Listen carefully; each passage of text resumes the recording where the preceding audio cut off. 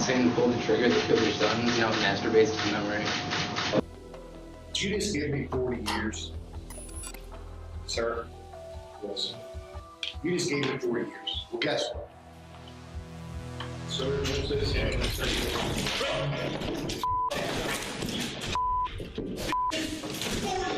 40 years, fucking 40 is a death sentence, man!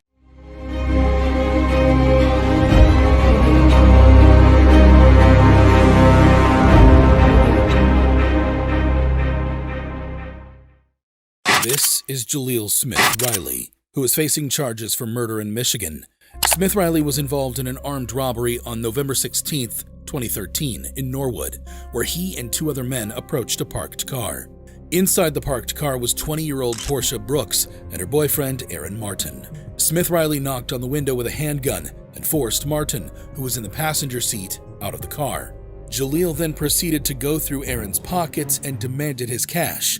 Once Jaleel had taken every dollar Aaron had, he then took his life with a shot to the head, causing permanent brain damage.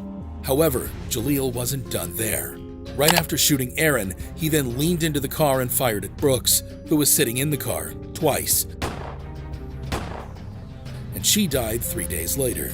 Fortunately, Martin survived the shooting, but sustained serious injury. Before the judge announced the sentence that Jaleel would be facing, Portia's family got the chance to address the jury and the man who took their daughter away from them. Sharon Brooks, Portia's mother, brought the box containing her daughter's ashes to the courtroom, as she had for previous court dates. She stated that Smith Riley had ruined her life and killed her identity as a mother of three. This is what I have left because of his greed, his selfishness, his complete disregard of and disrespect of others and life. But as you can see, I get nothing back, except the reality that she is gone. Tia Marie Brooks, Portia's sister, also spoke emotionally and requested that Smith Riley be handed the maximum sentence. I have to deal with life without Portia, so he should deal with life without parole. Then, Aaron, who Jaleel shot in the head, spoke to the court.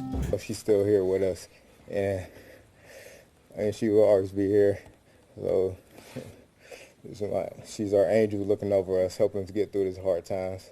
As if Smith Riley's crime was not outrageous enough, his reaction to his sentence was even more dramatic. During the trial on August 11, 2021, Smith Riley pleaded guilty to aggravated murder and attempted murder.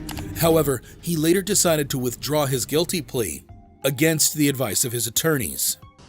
Well, from the beginning, this was an emotional day for the families of both of these victims, but when Smith Riley decided to reverse his plea halfway through the sentencing hearing, they were shocked, and his attorneys were too, in part because it puts the death penalty back on the table. Prior to receiving his sentence, Jaleel was heard apologizing in court as what appeared to be a last attempt at showing remorse.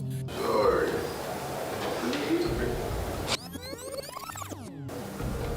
This is what I come up with. Additionally, Jaleel's attorney made a final attempt at saving face. And he knows it. He can't go back in time and undo what he did.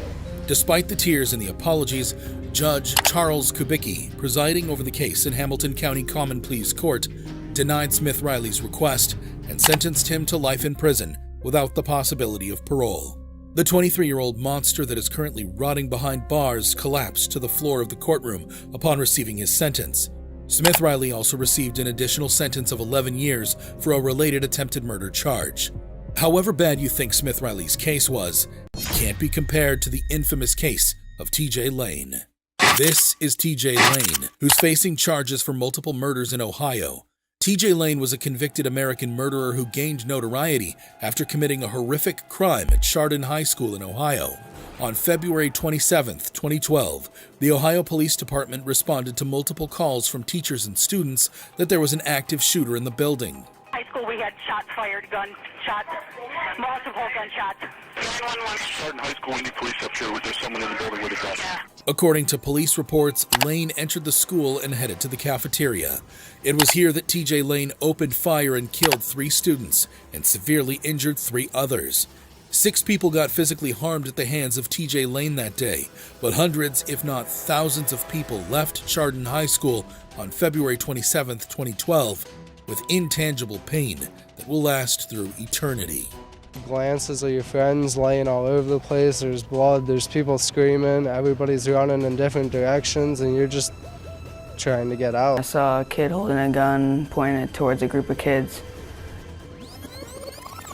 Do you remember the look on the gunman's face? I never looked at his face, I just looked at the gun. I still can't think about it all because it's just so scary. Lane's actions sent shockwaves through the community. He was swiftly apprehended and charged with 3 counts of aggravated murder, 2 counts of attempted aggravated murder, and 1 count of felonious assault. As if the murders were not bad enough, Lane showed no remorse for his actions at the trial and refused to cooperate with his attorneys. Instead, he appeared in court wearing a t-shirt with the word killer written on it, and even gave the middle finger to the victims' families. During the sentencing hearing, Lane made a shocking statement. Saying pull the trigger to kill your son, masturbates to memory. The statement caused outrage and disgust, not only among the families of the victims, but also across the entire nation. The judge presiding over the case, Judge David Fury, described Lane's behavior as heinous, unprovoked, and senseless, and sentenced him to 3 life sentences in prison without parole. Lane didn't even bat an eyelid when he heard his sentence. He remained emotionless and unremorseful. Lane's behavior and reactions were likened to that of a psychopath. However, not every convict remained emotionless after hearing their sentence, like in the case of Ryan Stone. This is Ryan Stone, who is facing charges for going on a crime splurge throughout the nation, including kidnapping and assault, all of which was captured and broadcasted live by helicopters. The chase began after Stone hijacked a car with a 4-year-old boy inside and drove off, leading police on a dangerous pursuit that lasted more than an hour. During the chase, Stone drove up to 100 miles per hour and was reckless in every regard of the word. He's seen here overtaking an innocent civilian on the highway, throwing them out of the car before carrying on in the new vehicle. But that's not all. Watch here as he exits the highway, opens the car door at full speed, then slams onto the brakes right before crashing into another car parked in an intersection. Investigators believe this was a sorry attempt at another carjacking. Stone also crashed into several other vehicles during this chase, causing numerous injuries. At one point, he even came inches from taking out a policeman who was trying to place stop sticks on the highway. He eventually crashed the stolen car and attempted to flee on foot.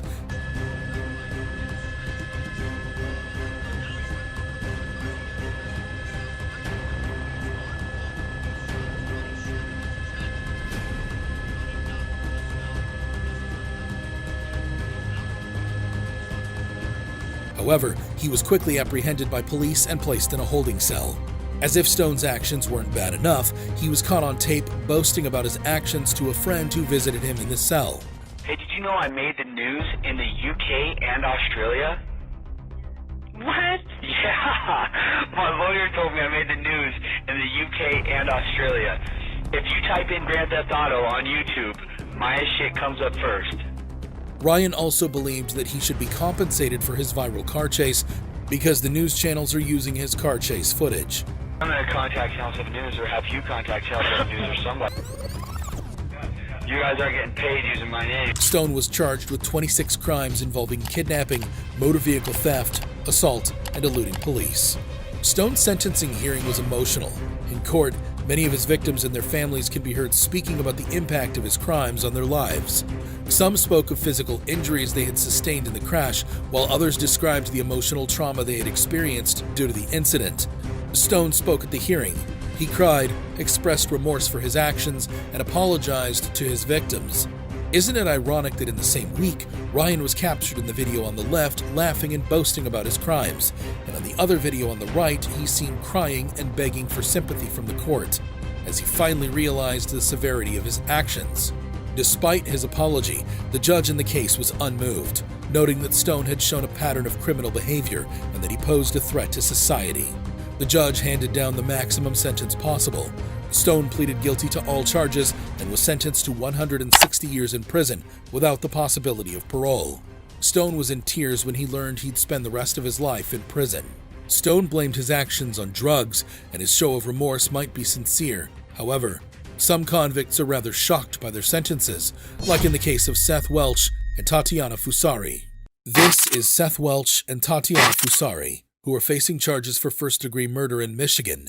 Seth and Tatiana were the parents of 10-month-old Mary Ann Welch, who police said died of malnutrition and dehydration due to neglect on August 2nd, 2018, in Solon Township, Kent County, Michigan. Child Protective Services had been involved with the family since 2014 after THC was found in the system of their firstborn child. Mary weighed only 8 pounds at the time of her death. Her parents refused to seek medical help, citing religious reasons and distrust of the medical system. The family home was found to be unhygienic during the initial investigation, with evidence of vermin, insects, and mold. The doctor who performed the autopsy confirmed that Mary was suffering from chronic malnutrition caused by withholding food and water. Seth's call to 911 revealed their level of neglect for their daughter. And he said, when you found her, she was already believed to be deceased, right? Yes. And that's when you consulted with a lawyer? Yep. Do you believe she was beyond help already? Oh, yeah. She was dead as a door now. When in court, the prosecutors made sure to highlight just how neglectful the parents were of their 10-month-old child. You didn't know that. And don't tell me you didn't intend that, because you didn't get her little tush out of that crib. You left her in there. You ignored her because she was an inconvenience. The couple was initially charged with felony homicide murder in August 2018. In June 2020, Seth Welch was convicted of first-degree murder and sentenced to life in prison without parole. In 2021, Fusari testified that her husband was abusive and that she was not allowed to take Mary to the doctor. He got very angry with me. He smacked me across the face and he told me that he knows he said, you know what the I think about doctors. I told you Mary is fine. She's fine, now drop it. In November 2021, Fusari was sentenced to life without parole for first-degree murder and an additional 15 to 30 years for first-degree child abuse. When the judge pronounced their life sentence, Seth's mouth dropped open in shock and Fusari started crying.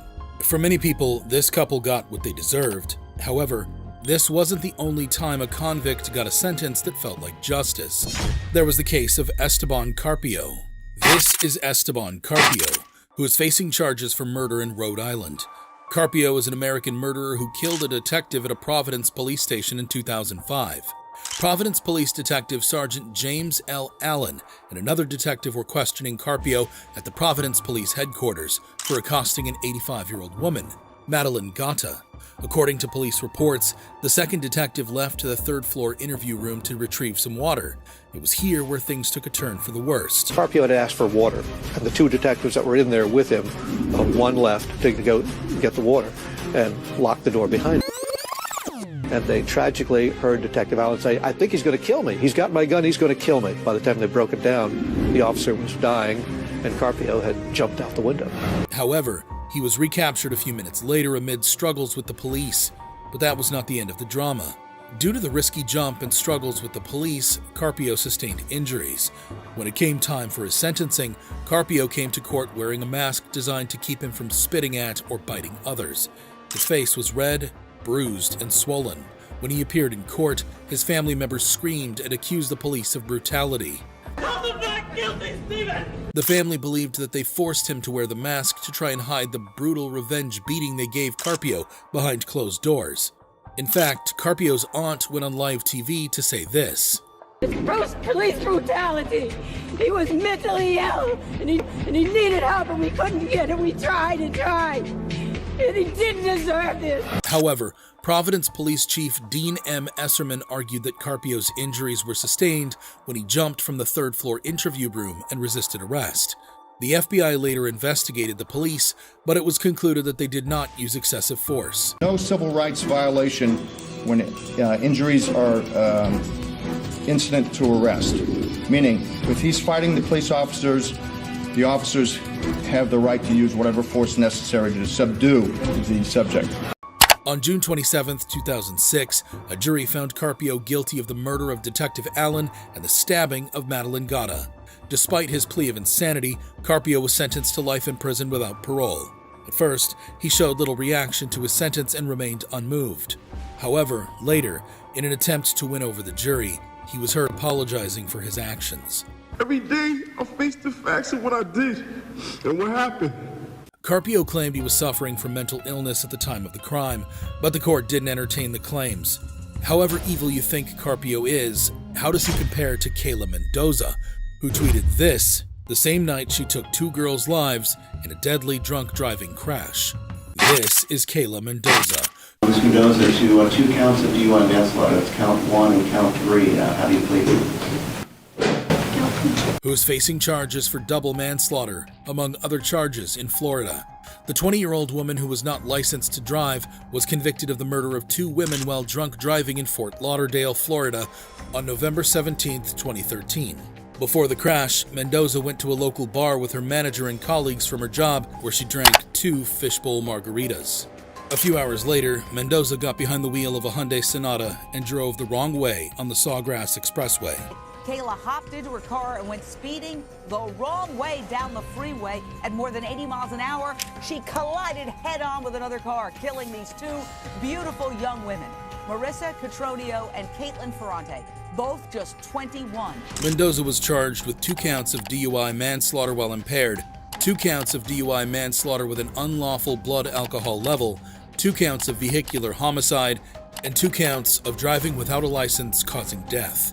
Mendoza's then-boyfriend owned the Hyundai Sonata involved in the crash and explained that the "too drunk to care" tweet was directed toward him. The "too drunk to care" tweet was for my boyfriend because he was upset I was out, hanging out with them and with Marcelo drinking because he wanted me to be home. The Ferrante and Cotroneo families filed lawsuits against Mendoza, her boyfriend, the T-Mobile store where Mendoza was employed, and the Tijuana Taxi Company. On May 4, 2015, 2 months after pleading guilty to 2 DUI manslaughter charges, Mendoza was sentenced to 24 years in prison. Mendoza was apologetic throughout the trial. When she heard her sentence, her apology and crying intensified. No matter how much time passes, I'm going to live with that in my heart every day. After her sentence, Mendoza will also serve 6 years of probation and is permanently banned from driving a motor vehicle. Mendoza's apologies and remorse showed that she may yet be saved. However, the same cannot be said for Adrian Dunn. This is Adrian Dunn, who is facing charges for murder in San Antonio. Adrian, an ex-convict, was sentenced for the murder of Rakeem Tariq Charles. Police said that Adrian shot Charles in the back during a drug deal in a parking lot on July 16, 2012. To make matters worse, this wasn't even Dunn's first encounter with law enforcement. To prison twice for possessing a firearm after this murder. He committed another shooting a month before this murder, and he's shown 0 remorse. Prosecutors urged the jury to impose the maximum sentence, noting that Adrian had an extensive criminal history and had shown no remorse for the murder. Prosecutor Jason Goss can be seen here holding the hand of the victim's parents. Before arguing to the jury that a life sentence was necessary to prevent another family from suffering, as Charles' family had. Her son, who has to suffer, and this family who has to suffer because of the defendant. And that's why we're asking you for a life sentence. If you thought the crimes were horrendous, wait till you see how Adrian reacted to his sentence. Throughout the trial, Adrian showed no remorse and couldn't have been less concerned. He was found guilty of the crime. Still, his attorney argued that a sentence of 35 to 40 years would be more appropriate. His reasoning? I'll give Adrian a chance to go into prison and try to make something of himself so that when he gets out, if he ever gets out, he can try to be an asset to our community. However, the jury deliberated for just 2 hours before returning with a sentence of life in prison. As the jury's decision was read out, Adrian began to fight with Bexar County Sheriff's deputies attempting to escort him from the courtroom. Dunn's behavior was marked by profanity and outbursts. He was eventually subdued and removed from the court. Adrian's case can be termed a drug case gone bad. However, while he remains stoic and combative, there are other convicts who break down in court and feel genuine remorse for their actions, like in the case of Ellis Nelson Ortiz Nieves. This is Ellis Nelson Ortiz Nieves. The bruises, some of the bruises were in the shape of a belt buckle. Man, I ain't gonna let you sit here and say no crazy shit about me, man. No, man, because he's saying shit he don't even know, man. He was facing charges for the murder of an infant in Michigan. The cause of death was physical abuse, which was later ruled as murder. The 4-year-old boy, Giovanni Mejias, was the son of Ortiz Nieves' girlfriend, Sonia Hernandez. Sonia claimed she had no involvement in the crime. However, Her neighbor had a different side of the story. Sonia was well aware. She was well aware of what was happening because she told him that was his responsibility to whoop them. Ortiz Nieves denied abusing the boy, but the judge and prosecutors believe his beating the child resulted in his death. Kent County deputies reported that when they arrived at the Gaines Township trailer, where Ortiz Nieves was left to care for several children under 11, it was here that they found Giovanni left on the kitchen floor. An autopsy showed that Giovanni died from internal bleeding caused by an abdominal tear, which would have been caused by an adult, not a child. During the trial, Kent County Circuit Court Judge Mark Trusock can be heard condemning Ortiz Nieves' actions, reprimanding him in very strong words, and insisting that he should never be allowed out of prison. You are the lowest form of human life that I've been able to observe or see. That you committed this murder and that you beat this little boy to death. The judge described the injuries suffered by Giovanni before his death, causing Ortiz Nieves to become upset and struggle with deputies, who had to remove him from the courtroom. You had put cigarettes out on this poor little child. There was evidence of that from the pictures. Anybody says anything back there?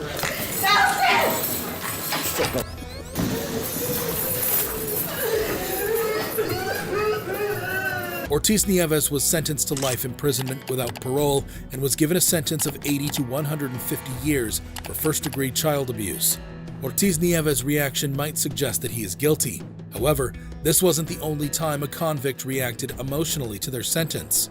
There is the case of Jordan Fuss. This is Jordan Fuss. I'm sorry.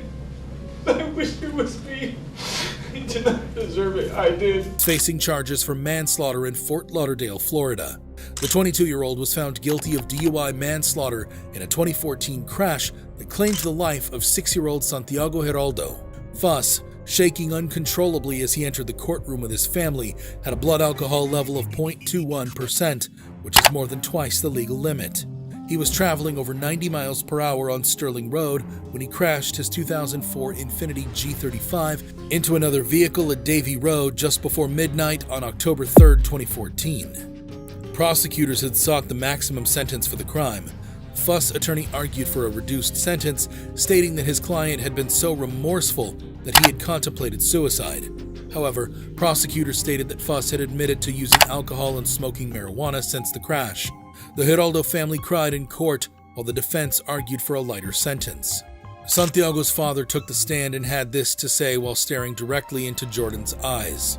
May God forgive you, because I can't. You didn't just take my son's life, you took mine too. During the trial, Fuss can be seen apologizing to the victim's family in tears. I'm sorry. I wish it was me.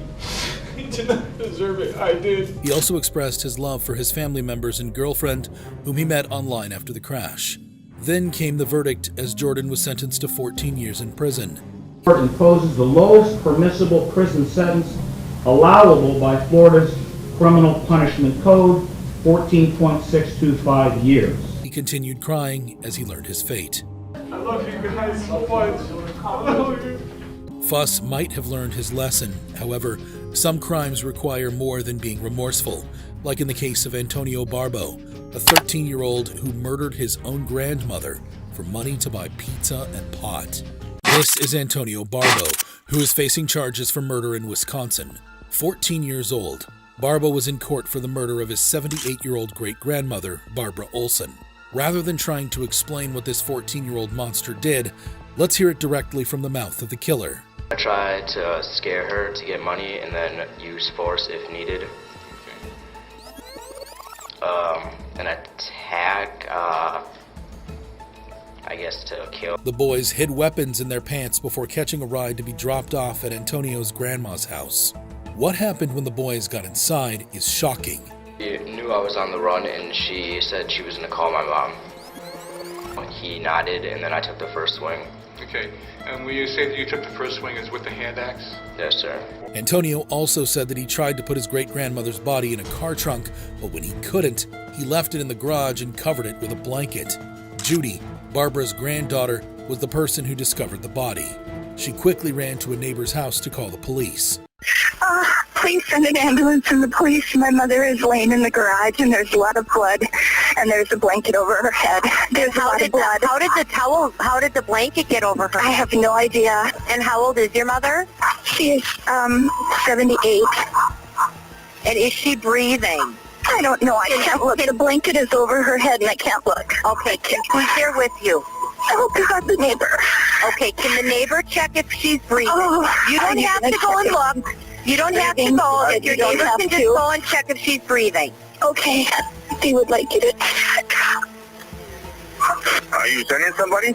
I'm working on it. I need to know if she's breathing. While Judy and her neighbor are left frantic to call for help and try and save Barbara, Antonio and his accomplice used the $155 to get high and enjoy some pizza. During the trial, you can see Barbo reading a statement, apologizing for the killing and asking for forgiveness. Barbo said he regretted his actions. Regardless of his apologies, Barbo was sentenced to life imprisonment as he continued crying. However shocking you think Barbo's case was, LaShirley Morris's case gives it a run for its money. This is LaShirley Morris, who is facing charges for murder in Atlanta. LaShirley is accused of killing 3-year-old Kwan Mason. The cause of death was physical abuse with a baseball bat, which was later ruled as a homicide. The incident occurred October 21, 2017, when Morris beat the boy as punishment. But what punishment could be so severe that a child is beaten to death? Well, listen here. And then a violent death for taking a cupcake from the kitchen. A child who was inside the home witnessed the attack and reported the events to the police. Not awake, he's not alert. No, he's not alert. He was breathing at first. Now he's not breathing. Morris's sister, Glendria Morris, was also charged in the child's death because she did not intervene during the incident. The victim, Kwan Mason, lived with Glendria Morris, who was also his legal guardian at the time of the alleged killing. Kwan and 3 of his siblings entered the Division of Family and Child Services care after their mother was arrested on a reckless conduct charge in March 2017. According to DFCS records, Mason allegedly left her children home alone, had anger issues, and abused the children. Geraldine Mason, the victim's mother, was released in April 2017 and reunited with one of her children, but requested temporary guardianship for Kwan and his twin brother, according to DFCS records. In court, the 911 call LaShirley made showed that the baby was already dead before first responders arrived. LaShirley Morris was found guilty of murder, aggravated assault, and cruelty to children charges and was sentenced to life in prison with the possibility of parole after pleading guilty to murder. LaShirley's actions were horrible. However, Hoskins' reaction seemed to top it. This is Jaleel Hoskins, who is facing charges for murder in Michigan for the murder of his girlfriend Latrice Mays. Mays, a mother of 5, disappeared in March of 2013. Her sudden and mysterious absence led to her family wanting answers and ultimately a nationwide search. Initially, Hoskins denied being involved with the murder whatsoever. I have nothing to do with the murder. I have nothing to do with the disappearance.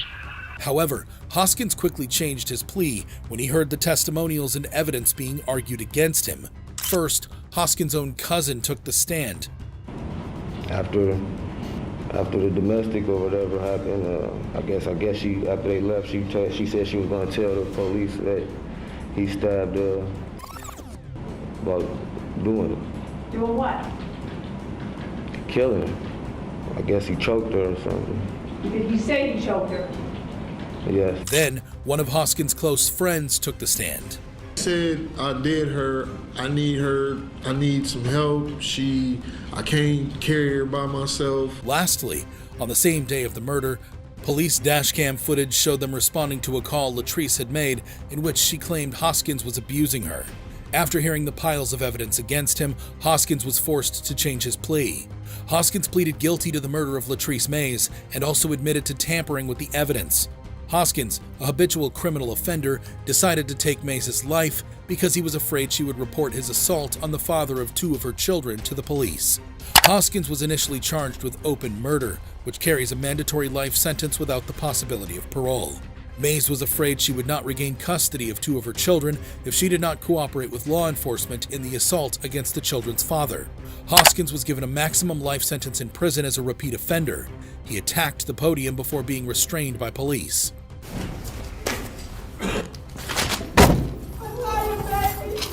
Hoskins' reaction was crazy. However, nothing could prepare you for the reaction of Ricky Hand. This is Ricky Hand. A Springfield man possibly facing new charges tonight after he throws urine and feces on his attorney in court. Did you just give me 40 years? Who was facing charges for multiple robberies in Ohio. Ricky had been on a robbing spree, hitting numerous local convenience stores late at night and running off with some extra cash. However, this crime spree would soon come to an end the night he decided to try his luck with John's drive-thru. In the footage here, we can find the owner of the shop beginning to close down for the night. Little did this small business owner know, there was an armed Ricky Hand lurking the building. As Ricky began to make his way to the door, he's greeted by the owner who is armed and begins firing to scare Ricky off.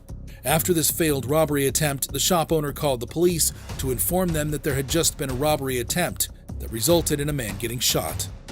911 emergency. Yeah, this is John's drive-thru, West Main Street. A guy just tried to rob me and I shot him. He ran out the back door. Okay, is he injured?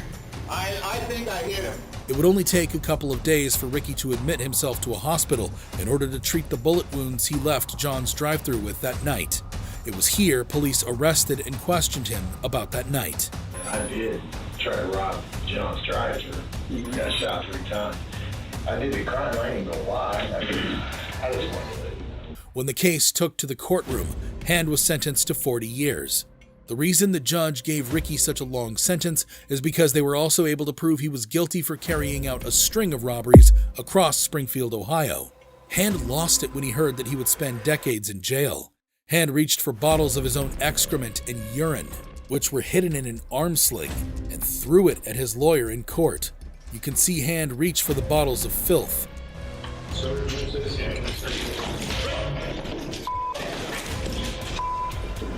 As a result of the courtroom incident, Hand was charged with an additional 5 counts of harassment with bodily substances, 1 for his attorney and 4 for the deputies present.